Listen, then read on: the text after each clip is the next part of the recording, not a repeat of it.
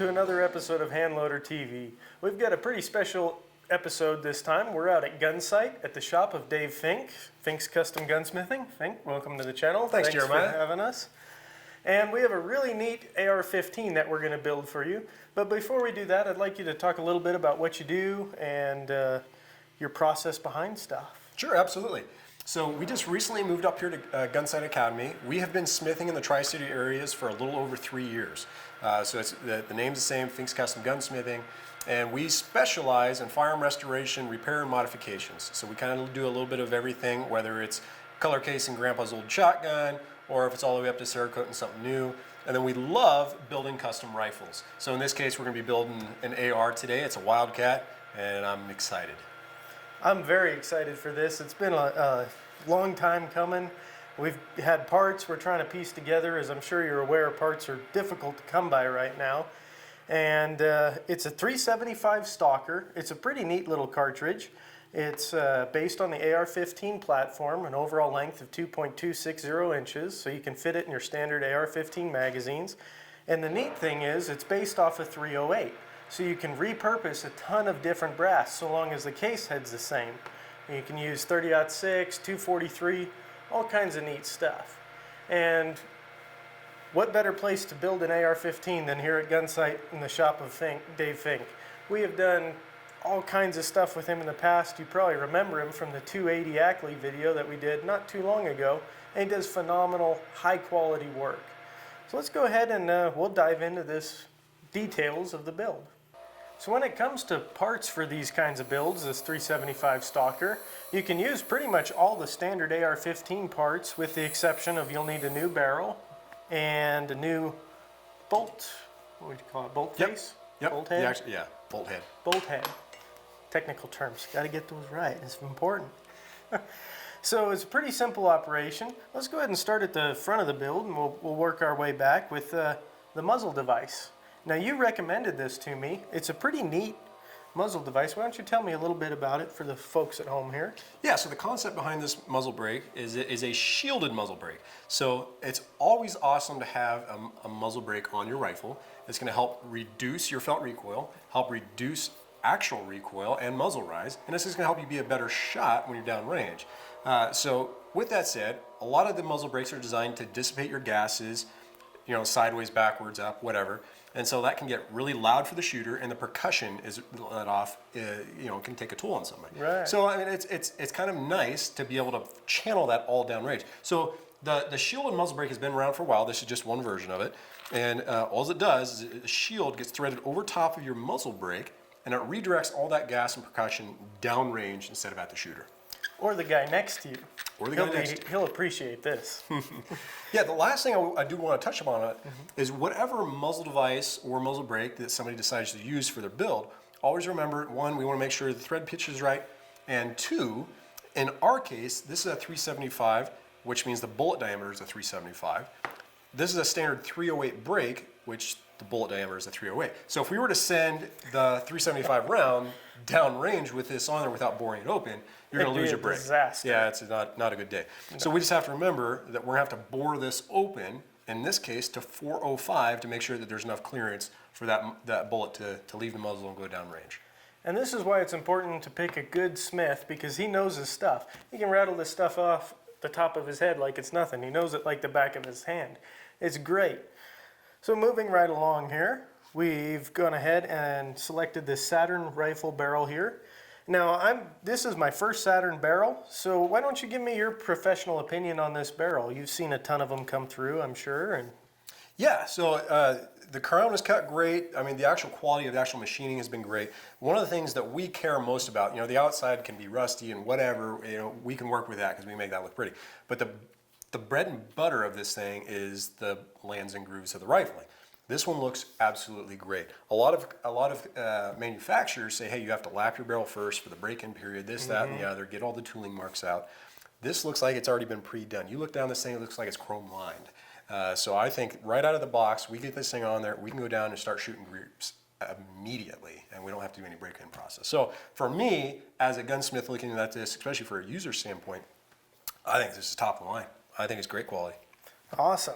Well, that makes me excited. I can't wait to see how it groups. So moving along, we also decided to go with an adjustable gas block. Why don't you go ahead and talk about why that's important, especially with something like this 375 or even other big bore AR cartridges? Absolutely.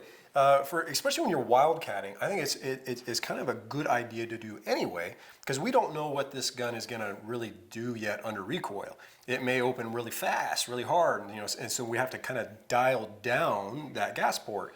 Well, it's easiest to do that with an adjustable gas block because we can tune the rifle to the load that point. And if you're going to be doing multiple loads or going to be shooting suppressed, blah, blah, blah, you can really work with that easier than trying to tune the buffer and the buffer spring to do all that. So it's simpler to do the gas block, easy peasy. And it's also cheaper because you don't have to go with a special heavyweight buffer. And from a hand loading perspective, I really like it because I'm always tinkering, changing my powder, my primers, my any number of different components. Right. So being able to tailor the rifle to the load makes a whole lot of sense to me.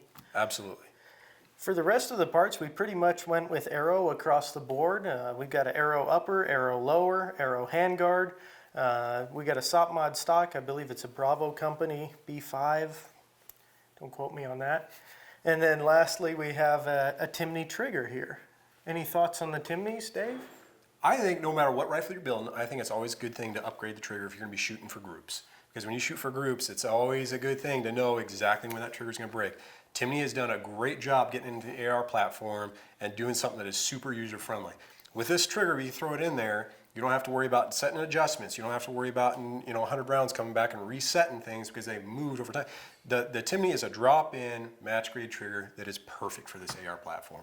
I think it's a great choice. I'm a big fan of the Timney triggers too. I've been using them a long time. They're rugged, they're reliable, and they're really crisp. Yeah. They feel great.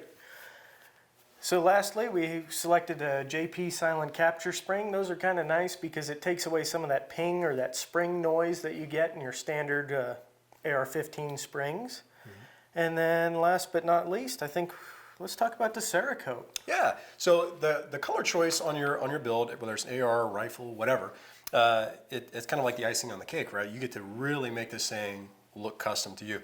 In this case, you chose some really kind of awesome neutral colors. So this is mud brown that we used on the upper, and then and the handguard, and this is flat dark earth. So these colors combined with the black accents, this kind of graphite black, is going to look really sharp. I think that's kind of cool. And the nice thing about Cerakote is it can be applied to anything. So if you want to do your grip modules or whatever, we can spray it and make it look that real custom rifle that you're after. And you do all your Cerakoting in-house. You've been doing it for a long time. You've done other stuff for me as well. It's always turned out really nice, very high quality, good stuff. Yeah, absolutely. And colors are endless. So if you want a pink and purple rifle, we can do it. We don't like to do it, but we'll do it. Well, on that note, I think it's about time to put this thing all together. Anything you'd like to add before we get to it? I'm excited. Let's get on it. Let's get to it.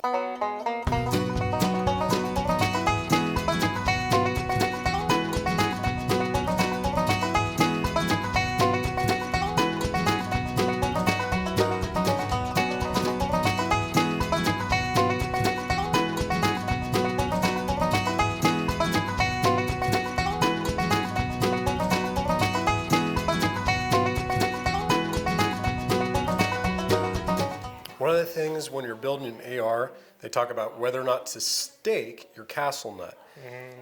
In our case, we might be removing this down the line. I always recommend just give it a nice, real good torque. Unless this is going to be a permanent setup, then go ahead and stake it. But it's kind of hit or miss. It's not really necessary, but that's just something to think about. Do you have to? No. Should you? Eh. Now, what is staking a castle nut? Can you explain Yeah, that? absolutely. So staking a castle nut, and also you actually have a staking punch, and you come in, and I'll kind of point out this here, right here at this area where the castle nut kind of lines up, there's these little tabs. So you actually just kind of, how you do it is you just kind of put that staking punch on there, and then you just kind of peen it over, and what that does is that keeps your castle nut from being able to back off under recoil and use. So that piece of, when you peen that over, that piece of metal kind of sits in that little tab, and that's what it does. Perfect. Arrow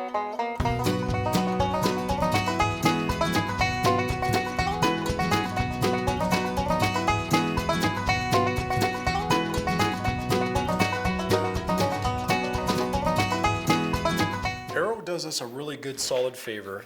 They have an option when you go to put your upper to the lower that you want to set now before you get the grip module on. So what I like to do is I like to dummy install my upper. And there's a little set screw in the back here that we can snug up just until it touches the bottom of the upper receiver lug there.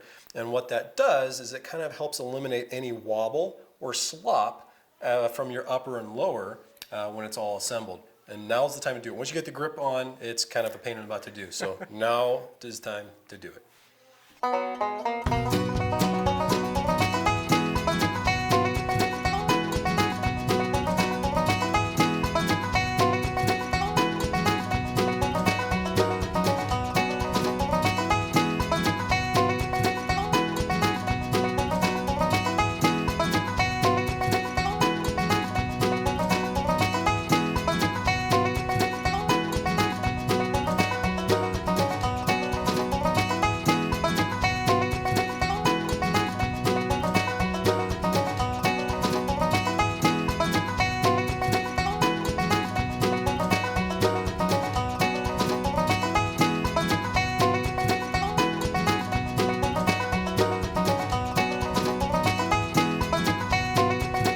Jeremiah, we're getting ready to assemble the upper. The lower is complete. We did our safety and function check. It passed. So one of the things I like to do when I'm getting ready to assemble my upper is I like to set up all my parts, make sure I've got everything where it needs to be, that it's all accounted for. And then two, one of the biggest things that I like to do when I'm getting ready to put my barrel mated up to the upper is I like to look at the feed ramps. So on this feed ramp, it's kind of matte. It's, we Cerakoted this so it went through our process, so it might have a little bit of nicks and dings on it or something. So I like to come in and I like to repolish those feed ramps. And why we do that is when the bullet comes out of the mag well, it gets kind of shoved up into those feed ramps. And so as it comes up, we like that to be as smooth and friction-free as possible. And by doing that, that's going to help it feed just that much smoother and better. So we're going to do that here real quick before we put this all together. All right.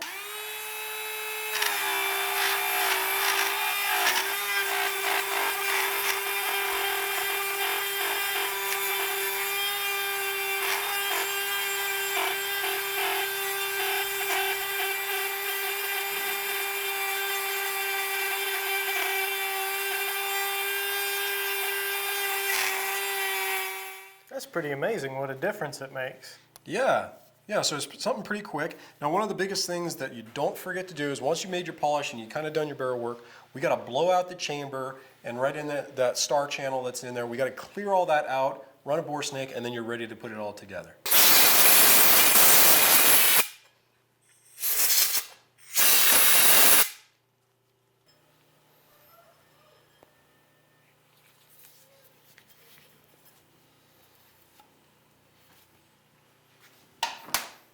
Now, that is ready to be installed. All right, Jeremiah, so we're at the point where we're getting ready to install the gas block.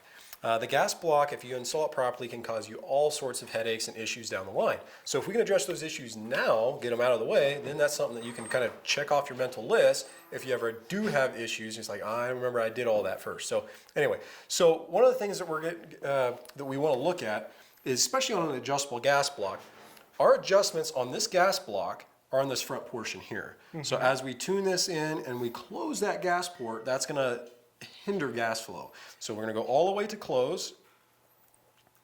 And then for our case, because we don't know where we need to set it yet, we're going to come back 4 turns. And then we're going to kind of leave it there. Now a lot of people will put Loctite on that set screw. I highly recommend not putting Loctite on there because that's going to be our adjustment. Now this one in our case does have a set screw that's going to go on the other side that will lock it in place. Again, I wouldn't use Loctite on those because if you strip that screw and you try and get it out, we have to drill it out, mill it out. It's expensive and it's a pain in the butt, and then we end up getting all frustrated. So if we can avoid that now, let's do that. Where we should put Loctite on the gas block is going to be on the gas block actual mounting set screws on the bottom side. So we're going to go ahead and we're going to add one drop of Loctite on each one of these set screws on the bottom side. Then when we go to mount it, that's not going to move on us. That makes a lot of sense, and it'll keep it in line with that little gas port there. Exactly. All right, Jeremiah, so we went to go put this gas block on, and it's a little snug. So you have a couple of different options. We can go in there and kind of just bore that open to the exact dimension, or in this case, because it's like a thou different, what we're going to do is we're going to heat up the gas block, let it naturally expand a little bit, and then we're going to go ahead and slide it right on into place. And what that's going to do is as it cools, it's going to get on there and it's going to get real nice and tight, and you're going to have pretty much a seamless area for gas to not escape at. So it's going to go right where it needs to and not out underneath the gas port or back behind it or anything like that. So we're going to go ahead and heat it up now.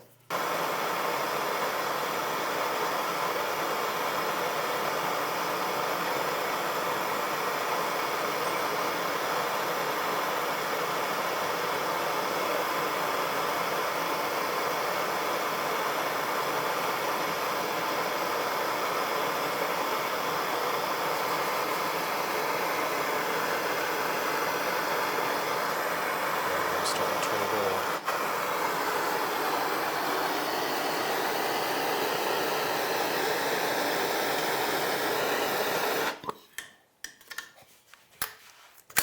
There we go. There it is. All right, so while that's getting on there and that's kind of cooling, we'll put this rest of this back together.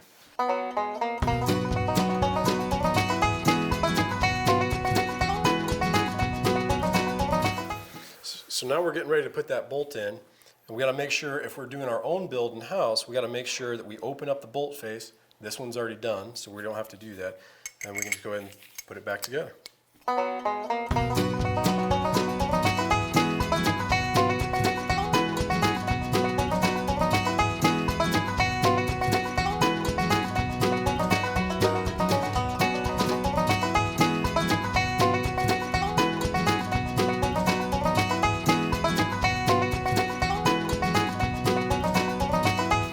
So we just got our charging handle installed. This is one of the ones that we make. We can actually mod any charging handle to be ambidextrous, but this is one that we've made in-house. And that's part of the custom gunsmithing side that we do. And to each their own, you know, everybody has their own style. This is the style we like.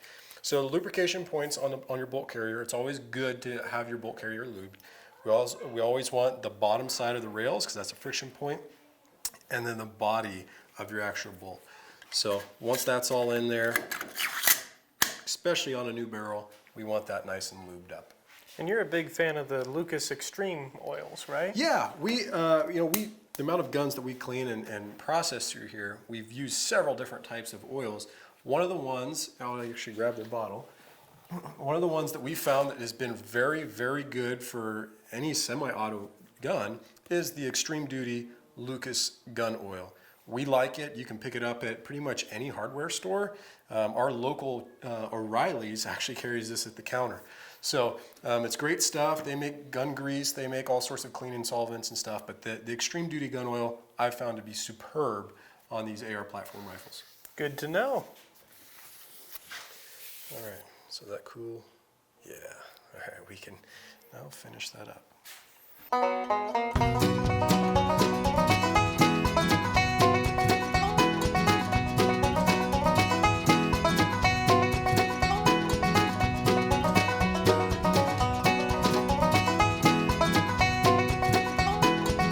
All right, Jeremiah, so we just got everything kind of set up. We're getting ready to put our fore end on. And one of the things I like to do when I put my fore ends on is I like to put a little bit of Loctite on my fore end screws so it doesn't come off under recoil and stuff like that. Right. In this case, because we are actually going to be taking this out and testing it out on the field, we're going to have to make adjustments on the gas block, is we're going to go ahead and install it without the Loctite, do our testing, and then we're going to come back to the shop and put those Loctite on for the final setup. That makes a lot of sense to me. All right, let's do it.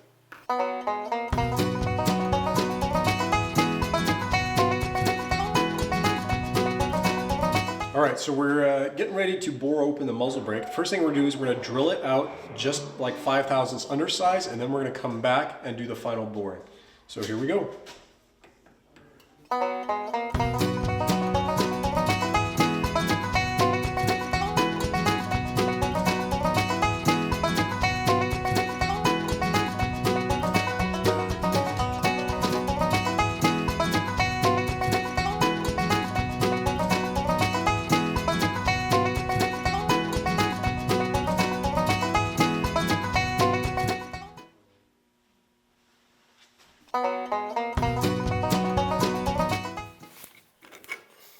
All right, so we've got this all installed. Now I think we're ready to put the scope on and go down range. Looks great to me. I can't wait.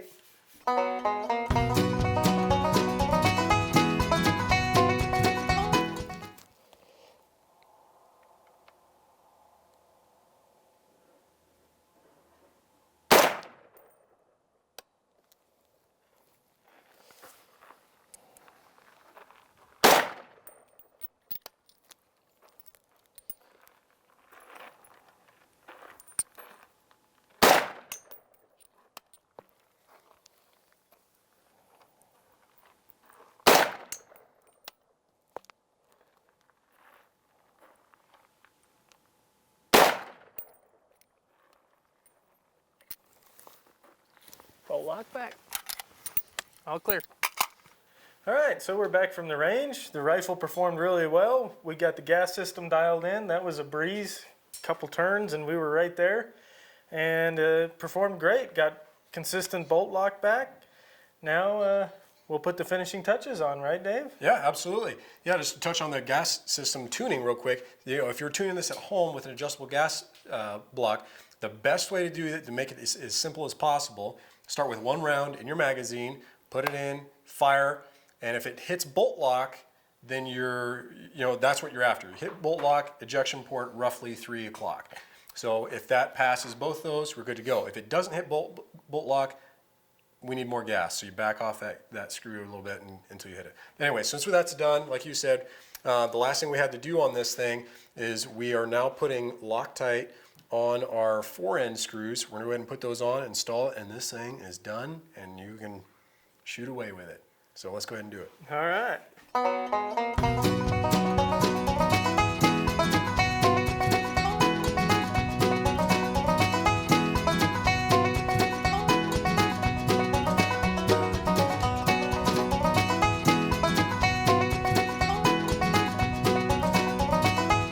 Well, Dave, thank you so much for all your hard work on this. You did great. I'm really happy with it. I like the two-tone with the black accents. Okay. Beautiful, beautiful rifle. And it shoots pretty good, too. At the end of the day, that's all that matters. That's for sure. Any remarks you want to make? You put some time behind it. What are your thoughts on the cartridge and the overall build? Anything you'd like to add? Yeah, I was actually pretty surprised on how well it shot as far as one, accuracy, and as felt recoil. For a bigger, stouter cartridge, sometimes you really get to feel that at the end of the day, and it was pretty enjoyable. So that's always something to consider whenever you're thinking about doing a new custom build. Give us a call. We'll help you through it. I'm sure Jeremiah can always help you guys through dialing loads, and it's a pleasure, as always. Yeah, and as always in our videos, if you have any questions, don't hesitate to leave them in the comments section below. If you like this video, give it a thumbs up. And don't forget to hit the subscribe button and the bell icon so you're notified when we post our next video. And until next time, Dave, thanks so much. No problem, Jeremiah.